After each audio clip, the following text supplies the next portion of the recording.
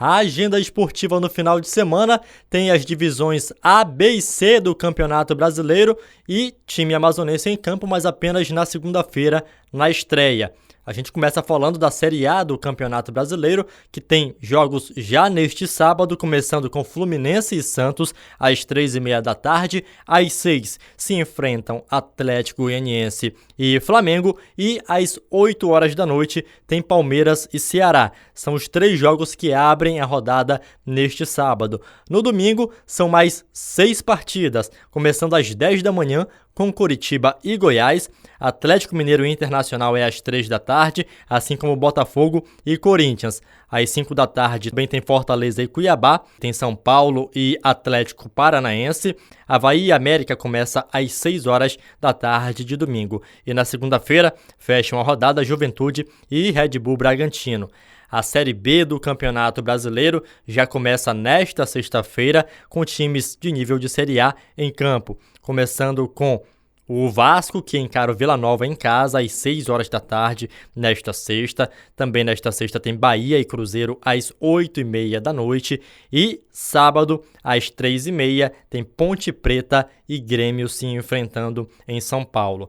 A Série C do Campeonato Brasileiro, que tem o Manaus FC mais uma vez na disputa, também começa no final de semana. O destaque, é claro, é o Gavião do Norte, o campeão amazonense de 2022, jogando contra o Brasil de Pelotas na segunda-feira. Esse jogo está marcado para as 7 horas da noite e não vai ter presença de público lá no estádio do Chavante. E o técnico da equipe amazonense, o Evaristo Pisa, ele falou que nessa temporada, que vai ser diferente inclusive a Série C, esse ano o regulamento mudou, são 19 rodadas, ou seja, todos contra todos. O Manaus vai fazer um jogo a mais em casa do que fora, então é um privilégio que o time vai ter. Alguns outros vão fazer 10 jogos fora e 9 em casa. No caso do Manaus, ele vai fazer 10 em casa e 9 fora. Então, um privilégio, uma vantagem que o time vai ter, que precisar saber aproveitar também.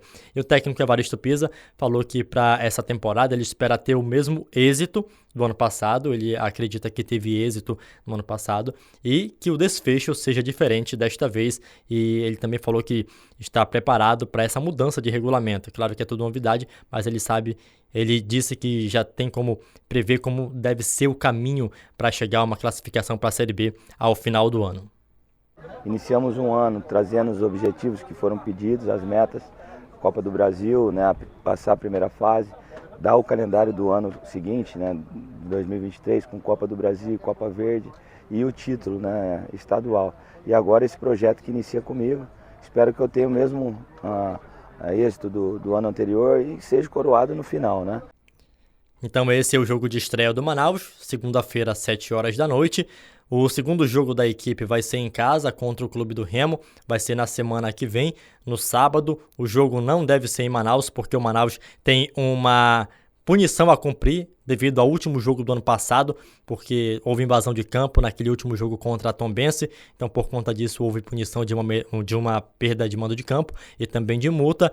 O Manaus cogita jogar até em Manaquiri, em outro município que seja 100 quilômetros distante da capital, que é o que prevê a punição, ou até ainda jogar em outro estado nessa primeira rodada contra o Remo, nessa segunda rodada, na verdade, contra o Remo, primeira em casa, no final de semana da semana que vem. E para encerrar a agenda esportiva deste final de semana tem a Fórmula 1. A terceira etapa, o GP da Austrália, vai ser disputado a 1 da madrugada de domingo. Portanto, de sábado para domingo, 1 da manhã, a largada para o GP da Austrália. Lembrando que o Charles Leclerc, ele é o líder da temporada, venceu a primeira prova, o Max Verstappen venceu a segunda e a Ferrari tem os 2 primeiros pilotos na liderança do Mundial. O Leclerc em primeiro e o Carlos Sainz em segundo. E no Mundial de Construtores de Equipes, a Ferrari lidera com a Mercedes na segunda colocação.